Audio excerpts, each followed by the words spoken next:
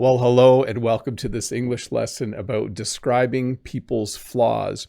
If you were here 2 weeks ago, we talked about virtues, the things that we admire in people, the things that make people good, the things that make people virtuous, if I could be allowed to use the word to define the word.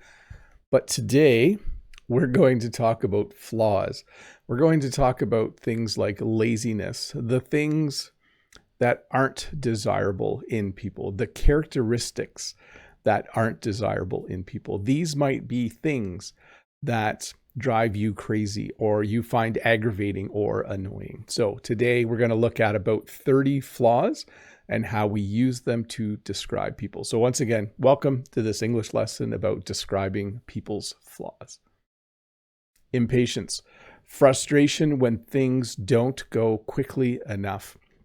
Now, you'll need to listen closely during this lesson because I'll use the word and it describes a characteristic, but then I'll use it in a slightly different way when I say someone has that characteristic. So listen closely. Impatience is frustration when things don't go quickly enough. But when you say a person has this, you say they are impatient. He is impatient. It ends with a T then. So be careful. You'll have to listen to as I switch from the descriptive form to the adjective form. So he is impatient. The impatient person kept checking their watch. So am I impatient? Am I guilty of this one? Absolutely. I put this one first because this is the flaw that I probably have the most. So when we talked about virtues, I was humble. Today, I will be honest with you. Impatience. I am very impatient. I don't like it when people are late. I don't like it when people slow me down. It's probably why I like working by myself, because I am an impatient person. I have a lot of impatience. Stubbornness. I also have this one, refusing to change your mind or attitude. And this is kind of an interesting one because I do like change, but I also am very stubborn. So sometimes I don't like a new idea. Sometimes I would rather keep doing something the same way. A good example of this is after I have a shower, I put my towel in the same place every day. If Jen suggested that I hang my towel somewhere else, I wouldn't want to. I put my Fitbit by my computer in the same spot every evening. I'm very stubborn. I wouldn't want to change where I put that. So stubbornness, refusing to change your mind or attitude. I could have put a picture of myself there if I wanted to. Jealousy, feeling resentment because someone has something you don't have. I don't have a lot of this. The reason I don't have a lot of this is because most of the things I enjoy are digital, and I have a lot of those things. Let me explain. I really like having a good computer, and I've always had a good computer. I have no desire to drive a sports car. I would rather drive an old van that's really rusty. So for me, I don't have a lot of jealousy because the things I want in life are actually not very expensive. I like walking, and it doesn't cost anything. So I'm not jealous of someone who is a really good athlete because I enjoy walking and that's good enough for me. But jealousy, when a person is jealous, means that you are annoyed. You feel resentment because someone has something that you don't have. I think it's easy to feel a little bit of jealousy when you see wealthy people, but it's best to learn to enjoy what you have. That's the secret to life, by the way. Procrastination, putting things off until the last minute. So when you procrastinate, when someone decides to procrastinate, so I'm flipping it into a verb now, it means they do something the night before. They do something an hour before. This happens sometimes with someone I know when it comes to packing for a trip. I like to pack for a trip very early, and this person I know likes to procrastinate. They usually pack the morning of, and I like to pack the day before. So procrastination, putting things off until the last minute. And if you use it to describe a person, you would say they tend to procrastinate, or they procrastinate all the time.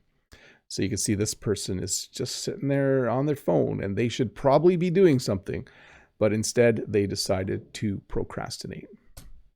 Arrogance, thinking you are superior to others. I thought it was hard to find a picture for this one, but I think this one does it nicely. It's like kind of like head tilted, like I am arrogant. So notice I'm flipping the word again. So arrogance refers to thinking you are superior to others. You would say she is arrogant or he is arrogant, meaning they just think they're better.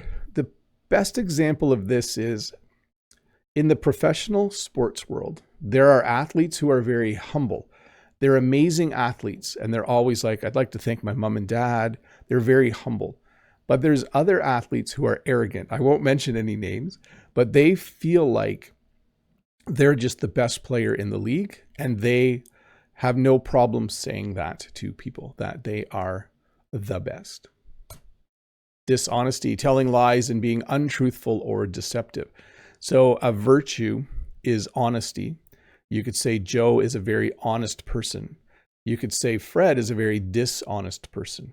Dishonesty means you don't mind lying. You don't mind not telling the truth. You don't mind saying things that didn't actually happen. You are dishonest. So again, dishonesty, definitely a big flaw. My fault might be is that I'm too honest, but like not in a nice way. Like I will tell someone to their face something that I think is true, even if it might hurt their feelings. So anyways, dishonesty is not something I have, but I have a lot of honesty, but it's not always a virtue. I hope you understand what I mean. Dishonesty, telling lies and being untruthful or deceptive. Laziness, unwilling to work or avoiding effort or responsibility. I see this every day. Some students are not lazy. They are hardworking. That would be the opposite. Some students are lazy. I'll be honest. Obviously, I will not mention any names. That would be very unprofessional, and you don't know my students anyways. But laziness is an unwilling or being unwilling to work or avoiding effort or responsibility. I am lazy sometimes. I do have laziness sometimes, but it's usually when I'm not feeling well. And so I feel like it's okay in that situation. I think when you are feeling under the weather, when you're not feeling 100%, it's actually important to be lazy for a day so your body can help you fight off and recover from whatever you are battling. Short-tempered, getting angry easily. Believe it or not, I have this flaw. It doesn't show up very often. It shows up when I'm not well rested, when I'm hungry, and when I haven't exercised regularly. Then I am short-tempered. So this simply means getting angry easily. In this picture, you can see the man in the blue shirt looks surprised because the man in the red shirt probably got angry very quickly. A long time ago, I had a boss who was short-tempered, and that was not a nice situation. He easily got angry at the smallest things. It's not enjoyable to be with someone who is short-tempered every day. It's actually quite challenging. Selfishness, prioritizing one's own needs above all else. And you can see the checklist here says me, me, me. I think we all know someone who is selfish. Notice selfishness is prioritizing one's own needs above all else. You would then say a person is selfish. He is a very selfish person. Selfish people try to get to the front of a line. If there's a line, they try to get to the front. A selfish person would take the biggest cookie from the plate of cookies and might even take 2 cookies. Here's a good example. Let's say there's a plate of 6 cookies and there are 10 people in the room. A selfish person might take 2 cookies, even though that means someone will get one. That wouldn't be very kind or nice at all.